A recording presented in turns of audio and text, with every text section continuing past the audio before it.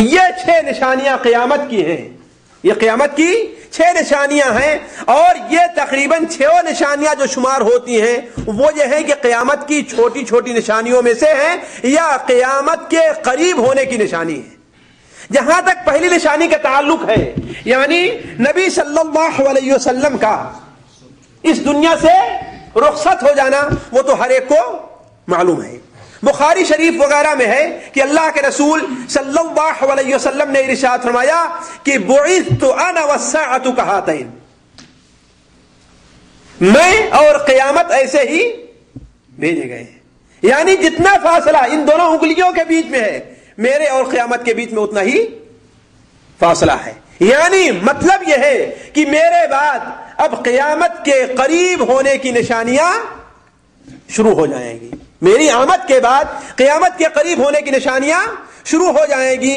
تو پہلی نشانی قیامت کی چھوٹی نشانیوں میں یہ ہے کہ نبی صلی اللہ علیہ وسلم کی وفات ہے، جو 11 ہجری کے اندر واقع ہو چکی، اور آپ صلی اللہ علیہ وسلم اس دنیا کے اندر 63 سال رہ کر کے، جس میں 23 سال آپ صلی اللہ علیہ وسلم نبوت کا وقت گزارا ہے، اس دنیا کو ایمان کی اور امن کی دولت سے نواز کر کے آپ صلی اللہ علیہ وسلم اس دنیا سے رخصت ہو چکے۔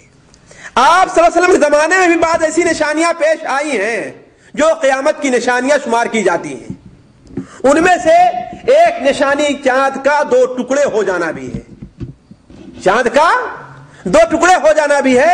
اللہ تبارک و تعالیٰ قرآن مجید میں ارشاد فرماتا ہے اقتربت الساعۃ وانشق القمر، قیامت نزدیک آ گئی اور چاند پھٹ گیا۔ اقتربت الساعۃ وانشق القمر، قیامت قریب آ گئی اور چاند پھٹ گیا۔ یہ کب پھٹا ہے چاند؟ نبی صلی اللہ علیہ وسلم اس وقت ابھی کہاں تھے؟ مکہ مکرمہ میں تھے، آپ منا کے اندر موجود تھے کہ مکہ کے مشرکین نے آپ سے مطالبہ کیا کہ اگر آپ جادوگر نہیں ہیں، اور یقیناً آپ صلی اللہ علیہ وسلم جادوگر نہیں تھے، اور نہ ہی جادو کو آپ کوئی علم جانا تھا، سیکھا تھا، اور نہ ہی جادو کو آپ جانتے تھے، ظاہر بات اس کی حرمت کو جانتے تھے، اس کے تمام طریقوں کو غلط ہونے کو جانتے تھے، یہ مطلب نہیں ہے، لیکن کہنے کا مطلب اس طریقے سے جادوگر جادو سیکھتا ہے، نبی صلی اللہ علیہ وسلم کو اس جادو کا علم نہیں تھا، یقیناً آپ جادوگر نہیں تھے، لیکن چونکہ آپ سے معجزات کا ظہور ہوتا تھا، اس لیے کافر یہ سمجھتے تھے کہ یہ کیا ہے؟ جادوگر ہے۔ تو کیا کہا کافروں نے کہ اگر آپ چاند کو 2 ٹکڑے کر دیں، اس لیے کہ جادوگر کا اثر زمین ہی پر رہتا ہے، آسمان پر نہیں ہوتا، جادوگر کا جو اثر ہوتا ہے وہ کہاں؟ زمین ہی پر رہتا ہے، آسمان تک اس کا اثر نہیں پہنچتا۔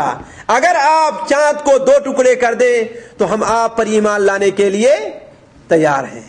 آپ صلی اللہ علیہ وسلم نے سوال کیا دوبارہ ان سے، کیا تم لوگ یقینی طور پر ایمان لے آؤ گے؟ انہوں نے کہا ہاں ایمان لے آؤں گا۔ آپ صلی اللہ علیہ وسلم نے چاند کی طرف اپنی شہادت کی انگلی سے اشارہ کیا اور ایسے فرمایا تو آدھا چاند مشرق اور آدھا مغرب کی طرف ہوا، یہاں تک کہ پہاڑ کے آدھ میں پہنچ گیا۔ اس کے بعد آپ نے فرمایا اے لوگوں گواہی دو کہ میں اللہ کا رسول ہوں، لیکن پھر بھی مشرک آپ کے اوپر ایمان لانے کے لیے تیار نہیں ہوئے، آپ پر ایمان لانے کے لیے تیار نہیں ہوئے، بلکہ یہ کہنے لگے او اس کا جادو تو آسمان پر بھی چل جایا کرتا ہے۔ اللہ تبارک و تعالی نے ان کی تردید میں قرآن مجید کے اندر سورہ قمر نازل فرمائی کہ اقتربت الساعۃ وانشق القمر وان يروا آیۃ یعرضوا ویقولوا سحر مستمر وکذبوا واتبعوا اهواءهم وكل امر مستقر۔ چاند 2 ٹکڑے ہو گیا اور قیامت قریب آ گئی۔ تو آپ صلی اللہ علیہ وسلم کی زندگی میں بھی قیامت کی بعد نشانیاں ظاہر ہوئی ہیں، جیسے چاند کا 2 ٹکڑے ہونا، جسے اللہ تبارک و تعالیٰ نے قیامت کے قریب ہونے کی علامت قرار دی۔ اسی طریقے سے بیت المقدس کا فتح ہونا بھی قیامت کی ایک نشانی ہے، جو حضرت عمر فاروق رضی اللہ تعالیٰ عنہ کے زمانے میں سن 16 ہجری کے اندر فتح ہو چکا ہے، سن 16 ہجری کے اندر فتح ہو چکا۔ میں اس کی تفصیل طرف نہیں جانا چاہتا۔ اسی طریقے سے قیامت کی ایک نشانی جو بخاری شریف کی اس حدیث کے اندر ابھی ہم نے جو آپ کے سامنے رکھا کہ 6 نشانیاں شمار کرو، اس میں ایک نشانی ہے کہ عام موت کا واقع ہونا بھی ہے، اور یہ بھی حضرت عمر فاروق رضی اللہ تعالیٰ عنہ کے زمانے میں شام کے علاقے میں 18 ہجری کے اندر پیش آیا تھا۔ عمواس جو بیت المقدس کے قریب ایک شہر تھا، وہاں طاعون یا کالرا کی بیماری پیدا ہوئی اور تھوڑے ہی دنوں میں پورے شام کے اندر پھیل گئی، جس سے بہت سے مسلمان جس میں انتقال فرمائے ہیں، حتیٰ کہ بعض روایات میں آتا ہے کہ 25,000 مسلمانوں کی وفات اس مرد میں ہوئی تھی۔ کتنے؟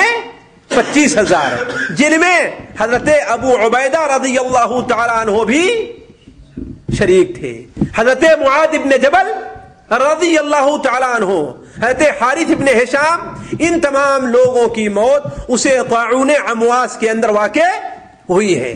تو آپ نے فرمایا کہ ایک عام موت بھی قیامت کی نشانیوں میں سے ہے جو آئی اور ختم ہو چکی ہے۔ اسی طریقے سے آپ نے قیامت کی ایک نشانی یہ بھی بتائی کہ مال کی بڑی کثرت ہو جائے گی، یہاں تک کہ انسان اپنا صدقہ لے کر کے نکلے گا، اس کا صدقہ قبول کرنے والا کوئی نہیں ملے گا۔ اور یہ صورتحال ایک بار پیش آ چکی ہے اور دوبارہ پھر پیش آنے والی ہے۔ پہلی بار کب پیش آئی ہے؟ حضرت عمر ابن عبد العزیز رضی اللہ تعالی رحمہ اللہ کے زمانے میں، حالانکہ ان کی خلافت تقریباً صرف 30 مہینے رہی ہے، لیکن اس کے باوجود مال کی فراوانی اس قدر ہو گئی تھی کہ بسا اوقات آدمی اپنا صدقہ لے کر کے مسجد کے پاس آتا تھا، ایک آدمی کے پاس رکھ کر کے جاتا کہ اسے غریبوں میں تقسیم کر دو، لیکن شام کو دوبارہ اپنا صدقہ آ کر کے واپس لے لیتا تھا، کوئی اسے قبول کرنے والا ملتا نہیں تھا۔ اسی طریقے سے یہ صورتحال دوبارہ بھی پیش آئے گی، وہ کب؟ حضرت عیسیٰ ابن مریم علیہ السلام کے زمانے میں، جب مہدی کا اس دنیا میں ورود ہوگا تو پھر اس دنیا کے اندر اتنی رفاہیت پیدا ہوگی، اتنی مالداری ہوگی کہ کوئی زکوٰۃ لینے والا انسان نہ ملے گا۔ اسی طریقے سے قیامت کی چھوٹی نشانیوں میں سے ایک نشانی یہ بھی ہے کہ جھوٹے نبی ظاہر ہوں گے۔ بخاری شریف میں ہے کہ اللہ کے رسول صلی اللہ علیہ وسلم نے ارشاد فرمایا، قیامت اس وقت تک قائم نہیں ہوگی جب تک کہ 30 کے قریب جھوٹے نبی دجال نہ ظاہر ہو جائیں، اور سب سے بڑا آخر میں کون آئے گا؟ مسیح دجال آئے گا۔ اور آپ کے زمانے ہی سے کچھ لوگوں نے نبوت کا دعویٰ کرنا شروع کر دیا تھا۔ مثال کے طور پر مسیلمہ کذاب، اسود عنسی، طلیحہ الاسدی اور سجاح جو عورت تھی، ان تمام لوگوں نے آپ کے زمانے میں یا آپ کے وفات کے فوراً بعد نبوت کا ان لوگوں نے دعویٰ کیا تھا۔ اسود عنسی کا قتل آپ کی وفات سے پہلے ہی ہو چکا تھا، جو یمن کا رہنے والا تھا۔